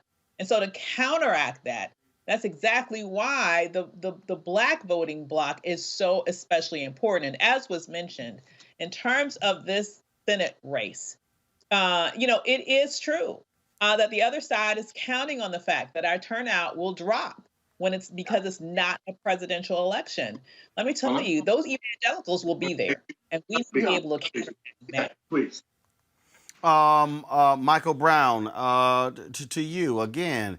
White evangelicals have been a huge focus of the Democratic Party, and to me, the Black church, Latinos, they are going to have to understand that voting block. And the reality is this here: these white conservative evangelicals, they are targeting Latino voters through the Catholic Church because of the Catholic Church's strong opposition to abortion. I don't understand why Democrats don't counter that the Catholic Church also is strongly opposed to death penalty. Yeah, and we were talking a little bit about this earlier relative to following the rules and bringing a knife to a gunfight and those kind of things. If you notice, obviously, I know folks know that churches are non-for-profit institutions. In the white churches, they don't seem to care about that. That line isn't even blurred when it comes to politics. In the African American church, they follow the rules. The pastors are very careful about, not endorsing from the pulpit and doing the things that would put their non-for-profit status in jeopardy. When we saw just from those clips you showed earlier from the white churches, it's a whole different. They don't seem to care. And so when you're up against that kind of mentality, it is very difficult to try to figure out how to combat it more and less than compete with it. Because when you have, when the playing field is not level, and I get it, clearly, all of us that are of color always have to face the rules being different and obviously being targeted, and you have to deal with the consequences of that. And the white church is not really concerned about it. They know their local politicians who think like they do, go to those same churches, will protect them. Not to say that, folks won't protect the Black church, but obviously the targets on our backs are much different. So, Roland, I think it's just it is very difficult when you touched on the polling matter. We can, obviously the polling was a little off, but it may get a little closer as more of these votes are counted and the the president-elect's lead expands. However, and you can fix the analytics, you can fix the mechanisms on how you poll. The one thing you can't fix is if somebody has a clipboard at your local grocery store or calls you up on the phone at home, that you lie to a pollster. You may not tell them the truth. You may not want people to know you support a racist bigot because you don't want people looking at you cross-eyed. But then you walk in that booth and you pull the lever for that racist bigot when you told the pollster, no, I'm going to support the former vice president. So those are some of the institutional things. I don't know if that part is fixable. Shane, when we look at Georgia, I do believe that you have to have a massive mobilization through churches. And if there's ever a moment for the Black church to redefine itself and to restore its previous days of glory, there's no better place and no better time to start than Georgia. Oh, absolutely, Roland. I mean, Georgia is ground zero for the country, but it's also ground zero for the Black church in this moment.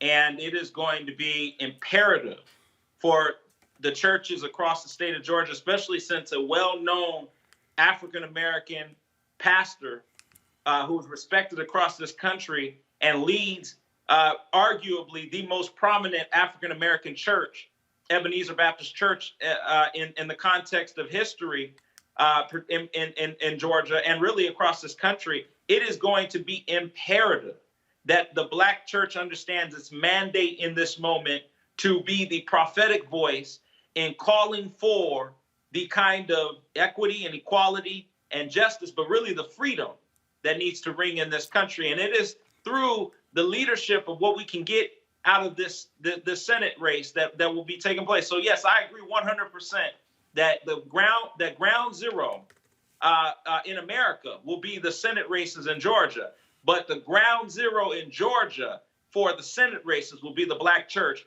and African American pastors need to understand, and the Black churches in that state need to understand, and across this country need to understand. Our mandate in this moment is to be that prophetic voice. You know, Dr. Martin Luther King Jr. once preached from that pulpit that Reverend Raphael Warnock preaches from every single Sunday. So it is going to be critical that not just Ebenezer, but churches across the state, and we know many are already mobilizing, start getting out there and doing that mandate of registering voters, hitting door to door. We're going to need, we're in a pandemic.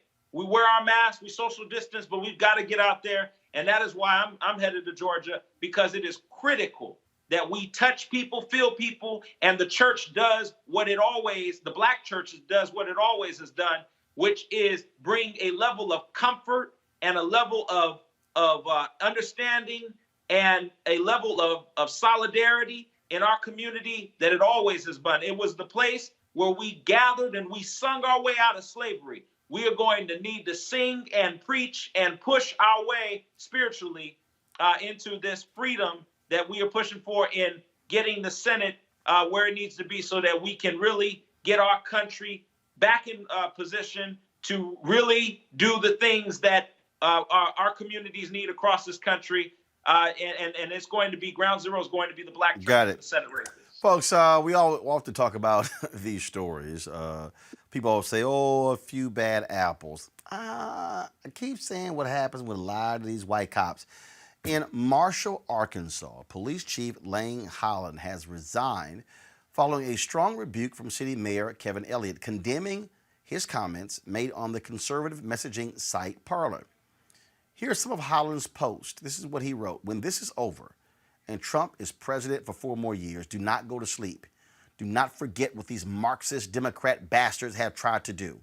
When you see one in public, get in their face. Do not give them any peace. Throw water on them at restaurants. Push them off sidewalks. Never let them forget they are traitors and have no right to live in this republic after what they have done. He then said, death to all Marxist Democrats. Take no prisoners, leave no survivors. Well, the mayor was not happy at all. He issued a statement saying that he reached out to the legal folks of the city and said, yeah, you got to go. Now, this dude also posted an illustration of former President Barack Obama, former Secretary of State Hillary Clinton, and House Speaker Nancy Pelosi in orange prison suits with the caption, I pray all those in that picture hang on the gallows and are drawn and quartered. Shane, first of all, Avis, here's a guy who was, he was fired. He was the police chief. The police chief. Well, first of all, thank goodness he was fired and not allowed to resign, because that's the type of stuff that normally happens with these situations, even if it goes that far. But, you know, that says something. You're right, that he's the police chief. It makes me wonder, what is the culture of that police department?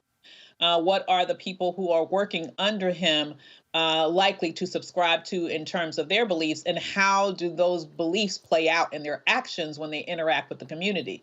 You know, this is the problem that we have with policing in America. We don't want to acknowledge the fact that there are very toxic, racist, and dangerous people who are hiding behind a badge each and every day and who have a license to kill in this country.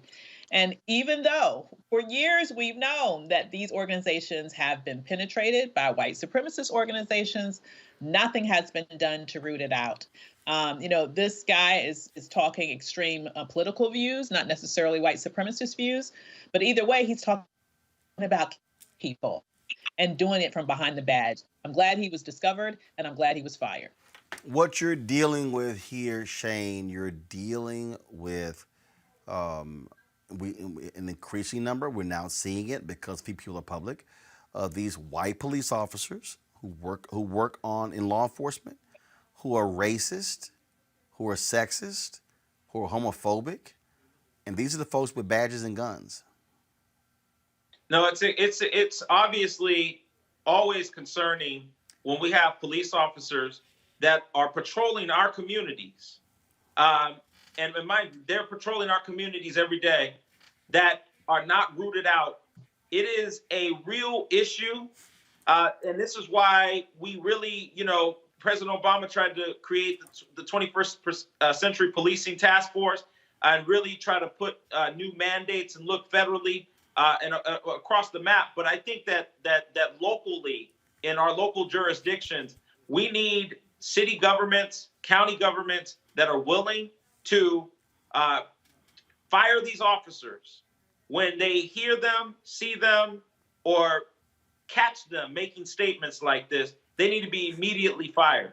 And, you would never believe, well, actually you would, that there are people who would argue the firing of an officer for this kind of language. It's because there is a certain rule for those with the badge and with the gun on their waist versus those in our communities. And it needs to be rooted out. It's extremely concerning that an officer with a badge and a gun was able to say something like this and have this perspective. And we need more police officers in our departments calling out this bad behavior when they see it. It doesn't start with a Facebook post. It starts with a thought, and it translates into a Facebook post. Michael Brown. I've agreed. I mean, I don't know if I can add anything different from what Avis and Shane have said and what you have said all the time, Roland, and you've heard me say it numerous times. Relative to police misconduct, until elected officials have the courage to put their pensions, that qualified immunity on the table, folks are going to not think twice about shooting and dealing with black and brown folks.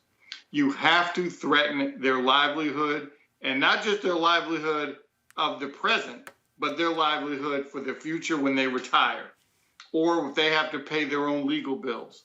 There are certain things you have to do. For example, I forget the gentleman, the gentleman's name, coming around the car, and the cops were chasing him, and they claimed they had tased him at first. Jacob Blake. Thank you, Mr. Blake. That they had 19 seconds to say, you know what, this may not be a good idea. Let's tase him again, or let's tackle him, or whatever you would do besides shooting him in the back 7 times. And if you have that thought, oh snap, I got to pay my own legal bills, my pension's going to be snatched, and I'm not going to have qualified immunity, folks will think twice. But elected officials have to have the courage to put those issues on the table. Until they're on the table, I'm sorry to say we're probably going to continue to have these kind of acts of violence. All right, Shane, Michael, and Avis, I certainly appreciate all of you being on our panel today. Thank you so very much. Thank you, Roland. Thank you. All right, folks, got to go to commercial break. We come back. Fit, live, win. Struggling to lose weight? How to get your mind right and do it holistically. That's next on Roland Martin Unfiltered. The most important thing is it's like, know your damn county. Know your damn county. Know your town. Know your community on the voting tip. Know where your kids is going to school before they zone them out.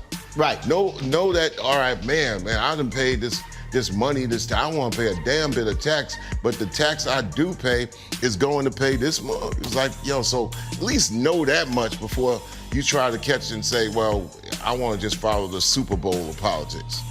It's like, the local, sleepy, boring ass game in the Sandlot, you better be and figure out what that is. To me, local politics always seemed to, in my mind, match up with what I was seeing nationally. If you didn't find a way to know somebody who knew somebody who knew somebody, then you couldn't get anything done. And that's really what to be political is. That's what you're doing. You're building relationships. And, African Americans have had to, face up to the fact that in order to get anything done in this world, we have to work with the system that's there. Raphael Warnock grew up in a house full of brothers and sisters. His parents taught him the value of hard work, like me. Like me, he was first in his family to graduate from college and went on to earn a PhD. He thinks insurance companies should not be allowed to discriminate against people with pre-existing conditions, like me. Like me, Reverend Warnock knows that both parties in Washington could use some moral leadership. I'm Raphael Warnock, and I approve this message because it's time we had a senator who put Georgians first.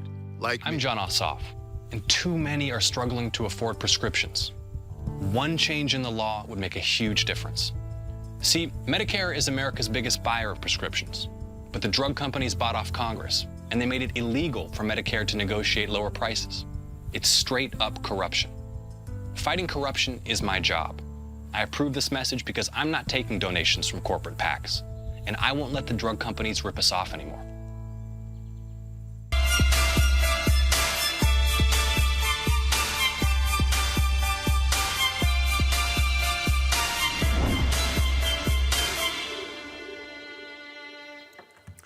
All right, folks, anyone who has struggled to lose weight know that it's not just about the physical. It affects all of you, mind, body, and spirit. In order to lose weight and keep it off, it's important to focus on proper nutrition and exercise, not just one or the other. That's where the holistic approach comes in. Joining me now is health and wellness expert, Dr. Tabitha Carr. All right, Dr. Tabitha Carr, what do you mean by the holistic way? What does that even mean? That basically means we focus on your mind, on your body, and your spirit. As a naturopath, I believe that the body has an innate ability to heal, and it's up to us to really take 100% responsibility for our life so we can heal. Okay, so does that mean that does it address folks who have anxiety, who worry, and so when you talk about the mind can heal the body, okay, how? So our hormones work together. You know, a lot of times I explain to women how it's our hormones that is making us sick, basically causing us to have productivity challenges, challenges with energy, challenges with anxiety, with stress, with mental capabilities and brain fog. And it all works together because when we talk about hormones, we're just not talking about estrogen, progesterone, testosterone. Your body has over 50 different hormones. We're talking about insulin, which controls blood sugar. We're talking about leptin, which is your fat burning hormone. We're talking about cortisol, which is the hormone that helps us cope with stress. So it's all connected when it comes to our hormones. So there's someone saying, okay, got it. All right, my mind is right. But what does that mean, having my mind right in order to lose weight? So, okay, I mean, I don't know. I mean, I can sit here and say, I think my mind is right. How do I know my mind is right? It's about mindfulness. Being healthy and eating right is about mindfulness, and it's a choice. It's something that you choose to do. Now, my health journey started when I was just 16. I was put on my first blood pressure pill at the age of 16 and was a woman size 20. So, of course, I wasn't really aware what was going on. And when I asked the doctor, why am I on blood pressure pills? She said, so I don't have a stroke at 30. And I went on to have problems with blood sugar, blood pressure, being on 3 different blood pressure pills at the age of 30. And I started having panic attacks. I went through depression, and I ended up in the hospital going into 30 years old. And at the age of 35, because all of these issues were not addressed, my ability to have children was threatened. So at that point, I said, enough is enough, because number one, I have 3 women in my family who had hysterectomies by the time they were 40, and I didn't have any kids. So I had to come to a mindset and tell myself enough is enough. I want to have kids. I want to be healthier. And I ended up going to school. I lost 80 pounds, came off all of my medication, and ended up going back to school and helping women. So for me, it was that trigger. It was that, you know, not being able to have kids that really made me change my relationship with food and want to change my relationship, period, because I was diagnosed as a pre-diabetic. But even if say we talk about mindfulness, I mean, I need to know what's really even healthy. because you're operating now in a world where stuff has diet on it, has low fat on it. I mean, hell, you eat fruit. People tell you don't eat too much fruit because there's sugar in it. They tell you don't eat this, don't eat that. Some folks like, you know what, man, there's all these damn rules. I just got to give up. You're right. And that's the thing. When I was almost 300 pounds, I had been on a diet every single day of my life. And every year I started out on a different diet, from the Aikens diet to the cabbage soup diet. But those don't work. It does not work. It is about healthy eating. It's about really changing your relationship with food and realizing what your body really needs to flourish and nourish. And that is nutrition. And that is why we are so sick, because we're not getting the nutrition that our body needs. And when we are overindulging on things like sugar and processed foods, what it's doing, it is having a reaction to our brain, and we are desiring food. We are eating more, and it's triggering these hormones that's increasing our appetite. Okay, so where do we start? Somebody out there right now is watching. They're like, okay, where do I start? Where do you start? Okay, remove sugar. That is the first thing you should really remove from your diet is sugar. Sugar is addictive. Sugar is killing us. Sugar is causing us to lose limbs, to lose kidneys, to have mental issues as we get older. It's sugar. Cut out sugar. And you have to take baby steps when you're really working on losing weight. It's not about going all in. Let me tell you, I used to try to go all in and start exercising and cutting my calories. And what that did was it stressed my body. I had a headache. I was low energy and I could not continue. And by the time February, March came, I was done. I was through. And when January came back up the next year, I gained even more weight than what I weighed the year before. So start with sugar. Start with cutting out sugar. Start with increasing your water intake. And I'm talking about half your body weight in water in ounces. And of course, what do we hear every day? Exercise. Exercise burns sugar. Exercise increases serotonin. Serotonin is your feel-good hormone. Serotonin is the hormone that's going to help you cope with stress. Serotonin is that happy hormone that makes you feel good, and exercise increases that hormone. All right. How can folks reach you to get more information? How can folks reach you to get more information? How can they get in contact with you? Yes. Goodgirlchocolate.com, livingandlovinglife.org. Make sure you follow me on Instagram at Good Girl Chocolate and on Facebook at Good Girl Chocolate. We have a 21-day fast coming up in January. It's totally free. It's in my group, so watch out for that. All right, then. We certainly appreciate it. Thank you so very much. Take care. All right. Thank you very much, folks. We got to go. Before we go, don't forget to join our Bring the Fuck fan club. Every dollar you give goes to support our show and what we do. Let me give a shout out to Jay Williams and L. Williams for their support. Coretta T. Let's see here. Azalea Dubose. We have Juanita Hyman, David Shohan, Marsha Ogletree, Franklin Cleveland, Allen Consulting and Research, Quincy Norris Jr., Grass Ceiling Inc., we have C and V Mooney, Bridget Wright. We have Hakeem Amani Sadiq. Thank you so very much. Jerlene Hobbs, Larry Hobbs. Thanks a lot. Valerie Hockaday, Denise Hofstetter, Deborah Simmons. We have also Michelle Ceek. And let's see here. We got a note here. Roland, keep on speaking. Truth to power. Black power, black freedom. That's Franklin Cleveland. We got a note here. Somebody said, thanks for your great work.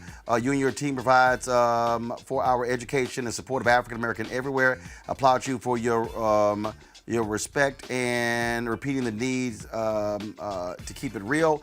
When you producers need some fillers for your program, you might want to check about the 50-year lease for the 3 golf courses in the district. Okay, we'll take a look at that. All right, let's see here. Let's see. Somebody's going to have a birthday card. Just a little note to let you know how much I appreciate you. Love Next Day Election Show. Also love the people who appear on the show. Kelly, Malik, Mustafa, Michael, Lauren, Victoria, Miss Redbone. I think he meant Julianne Malvo. That's what Method Man call her. Eugene, Monique, and the brother Tyrone Davis sing about in his 1960s record, Can I Change My Mind? He always gets mad, turns off computer, and comes back later. He's talking about Derek Holly. So I appreciate that. And then let's see here, another card here. Larry and Julian Hobbs, God has gifted you in so many ways, celebrating his goodness that shine through the things you do. Love your show so much. Real black informative info. I love you on TV One. Just found out you have a digital show. May God continue to bless you. Folks, I appreciate that. All of you support what we do. Thank you so very much. You can support us via Cash App, $RM Unfiltered, PayPal.me/R Martin Unfiltered, Venmo.com/RM Unfiltered. Also, you can send a money order to New Vision Media, NU Vision Media, Inc., 1625 K Street Northwest, Suite 400, Washington, D.C., 2006. Y'all can give right there on YouTube as well. And we'll appreciate every dollar that you give to support what we do. Today, Joe Biden unveiled his COVID-19 task force, of course, and it was only fitting that you got Ben Carson, who sits on the actual task force for Trump, and he gets COVID-19. Thank God for new leadership. Folks, I'll see you tomorrow. I got to go. Take care.